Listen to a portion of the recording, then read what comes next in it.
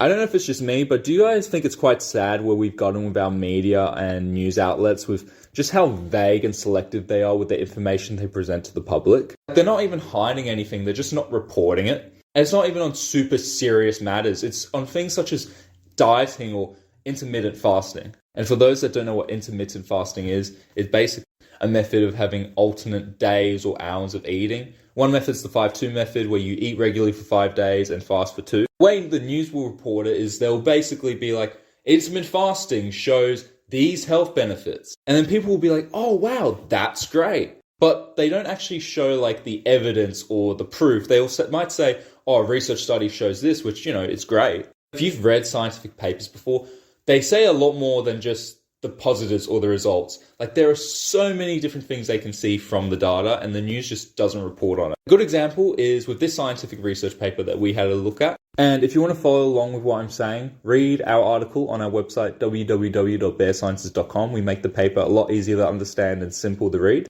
without missing out on the details. I'm just going to read one part of the simplified version that we created on Bear Sciences. And it says that in reference to intermittent fasting, there were indicators of improvement in cardiovascular and metabolic health.